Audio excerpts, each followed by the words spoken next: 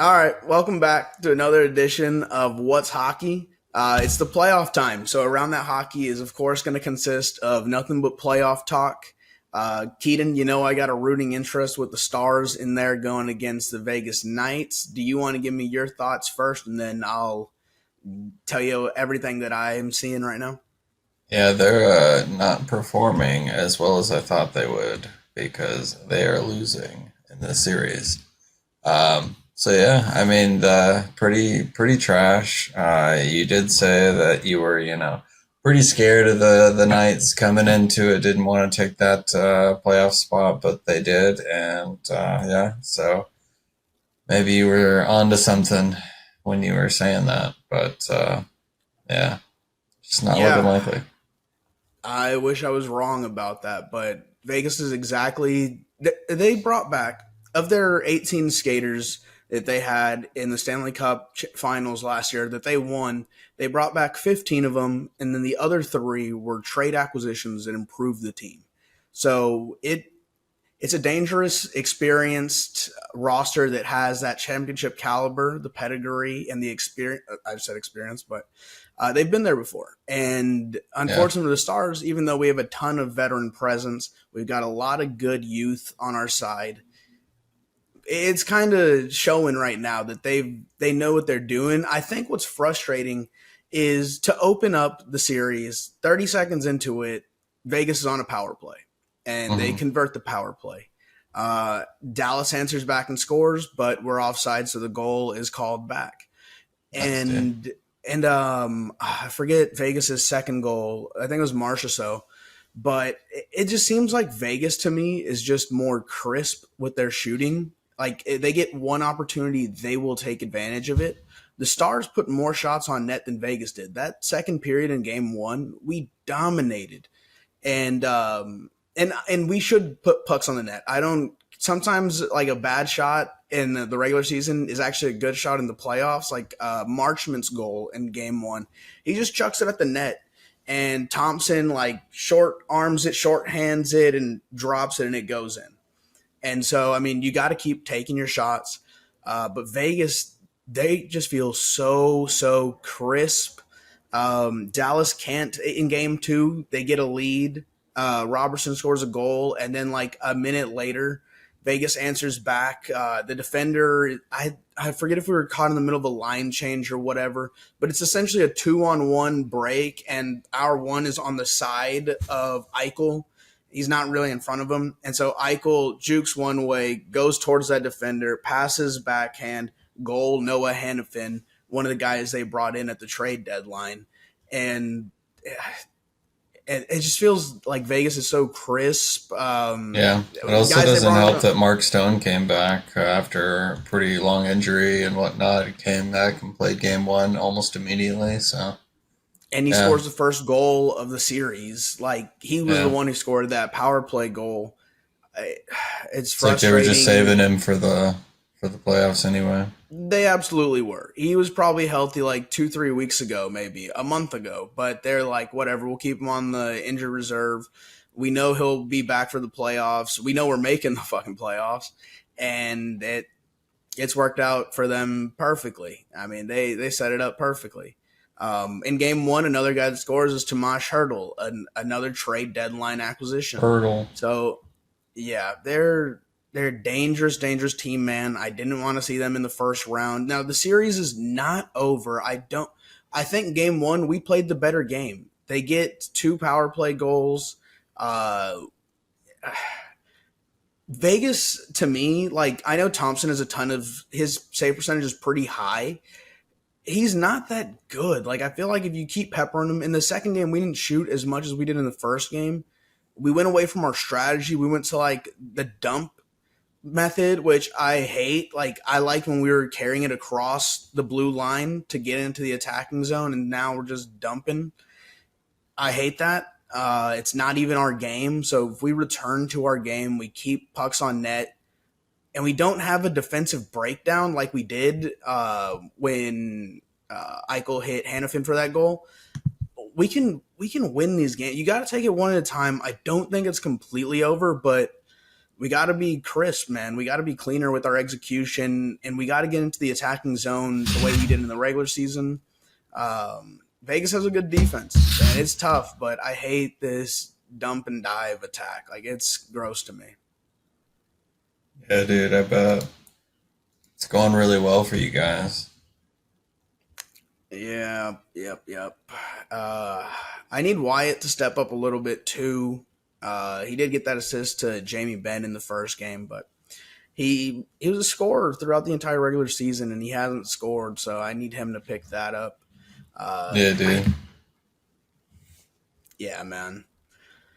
But hey, we're going on the road down 2-0. We've surrendered home ice advantage. It's going to be tough.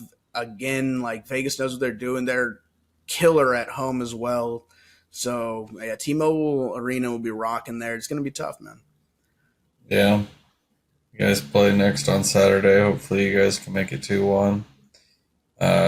Tonight we have games for the Rangers, Capitals, Canucks, Predators, Jets, Avalanche, and Oilers and Kings. Going to be interesting to see the Rangers blow out the Capitals. Just because it'll be a pretty fun to see. The Oilers Kings, that'll be an interesting matchup just because they seem pretty evenly matched. They're kind of neck and neck right now. The Kings won in overtime last night, I believe, or the night before, and yeah, they've been playing pretty well. I still believe that the Oilers still have that edge, so we'll see as the series plays out. The Predators are actually playing a little bit better than I thought. I kind of figured that the Canucks would kind of get a little bit more ahead of them than just 1-1, maybe like 2-1. But we'll see this next game. Well, they haven't played a third game, so they can't be 2-1. Right. Good one, dude. I just meant like 2-0, and then they like lost the next one. But anyway, nice, dude. Either way, they do play tonight, so we'll see what happens. See if the Canucks make it 2-1. And the Jets Avalanche could be anybody's series, honestly. They seem pretty neck and neck. That's the best series of the first round, in my opinion. There's so many goals being scored. Both of them have deadly attacks. I think both of us picked Colorado to advance, but right now I'd definitely switch my pick. I think I'd go towards Winnipeg. Would you say the same, or are you still sticking with Colorado? I don't know. I would still probably stick with Colorado. I mean, the first game, they both scored at least 6 goals, Jets winning 7-6. So, I mean, they've got great offense. And in the next game, the Avalanche win 5-2. So it feels like if the Jets are on, they're on, but like they're not very consistent. I feel like Colorado's the more consistent team. So I would see more out of them than the Jets personally, but that's just me. I mean, that's fair. I think the advantage, in my opinion, is just the goalie position at that point, being Hellebuck versus Georgiev. Or Georgiev. Talking about goalies, have you seen the few saves from like Bobrovsky and who's that other guy? Vasilevsky? No. Was it him last night? Against Tampa? Or who's goalie? That's Vasilevsky. That's against the Panthers. Hold on. Panthers and Lightning? Oh, dude. Or which? Okay. Chill out, bro. All right. Anderson, there you go. Freddie Anderson from, I believe, Carolina. Yeah. He was like basically like sprawled out like that and caught it. He was like just chilling, laying back, and they shot it right above him. And he was able to catch it right before they, obviously scored. So he played pretty well. And last night, Bobrovsky did some crazy acrobatic. Or was it the first game that they played, or game 2?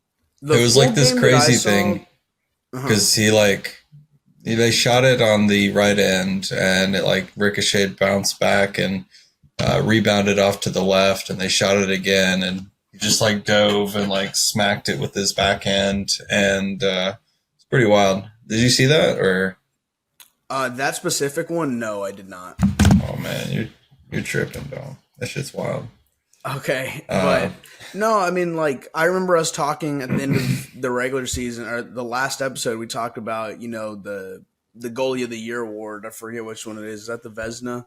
But we talked about how Bobrovsky is up there, and yeah, because of his LA backup Buck. goalie also being up there, we kind of attribute it a lot to defense. But no, I mean, like so I saw the full game one, and I saw most of game two, and that was such a goalie matchup. Vasilevsky was saving so much, and same with Bobrovsky. It's insane, man. The fact that I know one of the Panthers' goals was an empty netter in game three, but you got four by Vasilevsky, and there are three past Bobrovsky. It's real impressive because those goalies, they're ridiculous, man. They really are. Yeah, it's pretty wild. But yeah, pretty much at the end of the day, it's the goalie presence. So I do like Hellebuck. I mean, he's a solid goalie, but like I said, I mean, it just feels like the offensive power is just fairly inconsistent with the Jets lines. So I don't know. I just feel like Colorado has that advantage, but we'll see what Yeah, happens. I Um, can definitely see that. 1-1 series. It's a real good series. You and I, we picked opposite teams in that Florida Tampa series. We were just talking about their goalies now, and it's 3-0 Florida. It's looking extremely likely that they advance out of that series. Um, I I'll be, you know what? I do think Tampa does win a game or two. I don't think they get swept. That will surprise me there. I think yeah. Braden Point, Stamkos, Kucherov, uh, Hedman, Hagel. Like they've got some players that it would Oh really yeah, stun for me if sure. they don't get anything done. Now, Florida, man, they have good players. They have great players as well. And we just Sam mentioned their Reinhart. goalie, Yeah, Sam Reinert. You got Kachuk, Matthew yeah. Kachuk there, who's playing pretty well. It's a Jesus, that is quite the series. It's unfortunate almost that it's 3-0 because I want like 7 of those games. Like I want to keep watching them over and Yeah. over. And the fact that there's a chance it ends at their next meeting is a little disappointing. Because I mean, every game's been close. Like I know before we hopped on this podcast, you and I were debating close, not close. They're 1-goal games. I mean, they're Tampa's within striking distance in every single game. The Panthers do get that empty netter, so it's 5-3 instead of 4-3. But Tampa's right there. So I don't know, man. I wish there was a chance that, well, the only chance that we can go 7 is if Tampa steps it up. But it's a good series, a good matchup. I like watching it. Um, yeah, so that's an entertaining one. I think another series that we could just briefly touch on it because it's another 3-0 series. Is Carolina and the Islanders, where I believe you had Carolina, Pick and I Carolina. had the Islanders. So I'm wrong on both 3-0 series right now. But in Trash. game two, yeah, man. In game two, the Islanders were up 3-0. Carolina gets one back, and then with like 3 minutes left, they scored 2 goals. Oh my God, no, they made it 3-2 at that point. They scored 2 goals with like 3 minutes left in a span of like 15 seconds to make it 3-3 and then 4-3, and they go on to win the game. Uh, I I'm surprised that the Islanders are kind of getting outplayed that much, even though game two they weren't exactly completely outplayed, but they lose at the end. Gotta look at the Uh, differential, man. They're trash. They've got negative yeah, differential. Same with the Capitals. I don't expect them to go past round one. no, I mean the Capitals. We didn't expect to do anything. We didn't think they deserved to even be in the playoffs. So that's a given. The Rangers should definitely take care of business there. See, that's a reward when you are first in your conference and you get the worst wild card team. You should have a team like the Capitals, not damn Vegas. But whatever. This I guy. I regress, but digress. Sorry, Jesus. Anyway, Carolina, yeah, they're up 3-0 right now in that series. They deserve it though. I mean, the Islanders have not. You got to close games, man. You can't just sit on a lead and expect that you're going to come out on top. This is the playoffs. You've got to fight hard to the end. Yeah. Other series going on, Boston and Toronto. You got any thoughts on that series? It is interesting. Boston's currently leading 2-1. I did pick the Leafs, but I might be leaning toward the Bruins this year. But we'll see. It's an interesting matchup because they've obviously got the defensive output with Jeremy Swayman and everything else on the Boston side. Mm-hmm. But they've got Austin Matthews on Toronto's end. They've been playing pretty well. I also did see something where the Bruins coach said something where they're basically always going to be in Toronto. Like most of the games early on are in Toronto. So it seems like they kind of have that edge. But at the end of the day, right now they're 2-1. So it's an Former interesting matchup because Stars, they're pretty good. But yeah, yeah, former Stars manager Jim Montgomery, head coach of the Bruins right now, and nice I mean, too.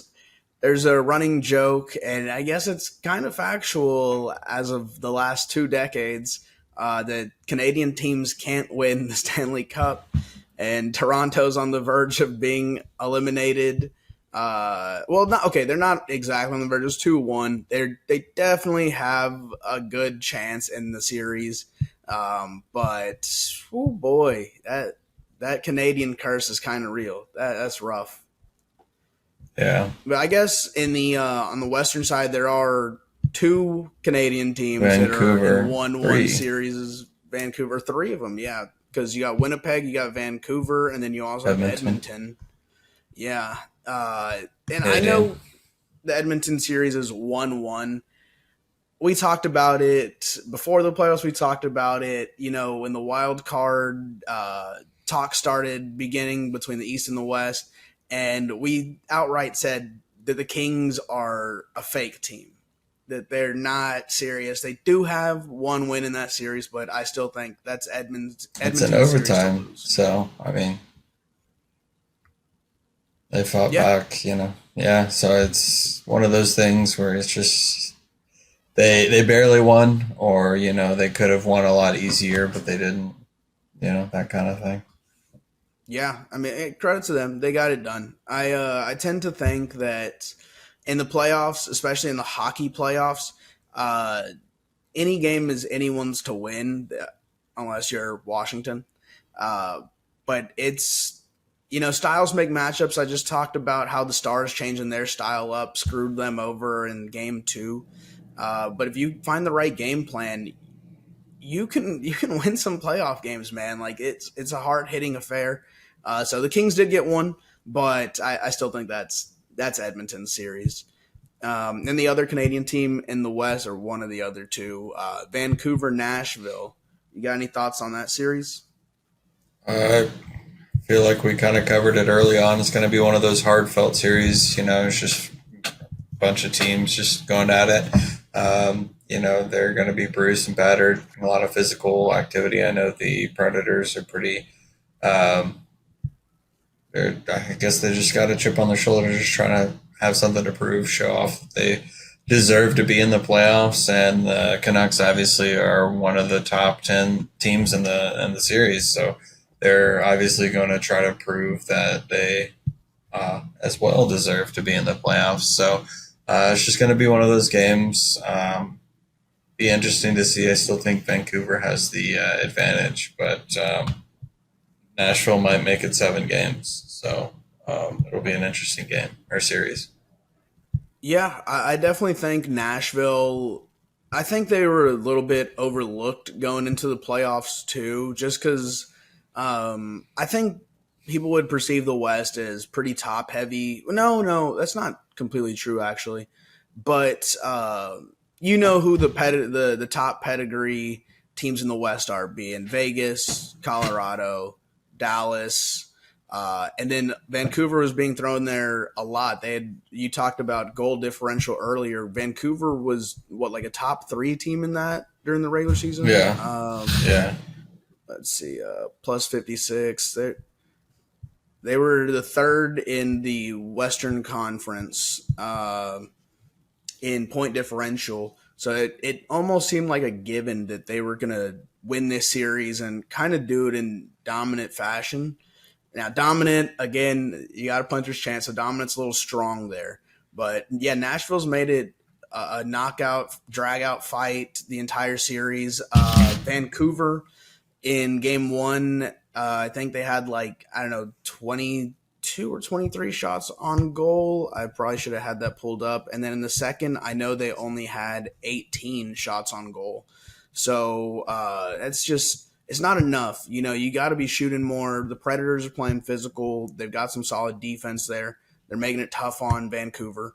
And shots on goal isn't end all be all, but when you're only shooting 18 times, you're going to lose that game. And they do. They lose 4-1. In the the first game, they only shot 20 times. They do get 3 goals out of it. And they do win that game 4-2. One was an empty netter, but no, that's just not good enough to get it done in the playoffs. Even we almost gave was it the Vancouver coach who was the favorite to win the head coach of the year? Yeah, Rick Tocchet. Rick Tocchet is getting a lot of praise in the media. You've got this high goal differential, and they're kind of falling flat. And Nashville's playing harder. So I still think Vancouver does pull this series out, but it's definitely going to be a lot tighter than I was expecting. This is a series that could go 7, you know? Mm-hmm. I don't see Vancouver showed me nothing that says we're going to win this series in 5 or 6 now. And Nashville, they, to me, fight hard as hell, but I think talent-wise, Vancouver's got the talent, so I can't say you win in 5 or 6. So I can see it going 7 for sure. Well, the Canucks main goalie, I want to say it's Thatcher Demko. He went out. Yeah. So I mean, that's a big loss for the Canucks. So you can't just blame it all on just the coaching or anything like that. Sure, no, that's totally fair, man. And I apologize. I don't exactly. Let me see if I can pull that number up real quick. Demko had 24. Let's see, 22 saves, 2 goals allowed in game 1, and then game 2. Do you know when Demko got hurt? Was it before game 2? Before game 2, yeah. They had Casey DeSmith in, and he only allowed 15 shots, or there were only 15 shots allowed, but he only had 12 saves. He allowed 3 of them in. So 1 in 5 shots going in is just not going to be good enough. You know, Nashville for sure Nashville should be pretty comfortable knowing that they don't got to see Thatcher Demko in net there. Yeah, for sure. I mean, we'll see how severe the injury is. I'm not sure if they released anything about it, but it was pretty upsetting. If you're a Canucks fan, that's for sure. But let me see if I can find anything on that real quick. There's a report that says likely not back until the conference finals. So he's definitely going to be out for the remainder of this series. For sure. That is a huge blow. That is a huge, huge blow. He was another one of those goalies who's in that Vezina Trophy talk as far as the best goalies in the league. So that is pretty damn tough. Yeah. I mean, that's what made the Canucks so great. Outside of, obvious play from the offensive side.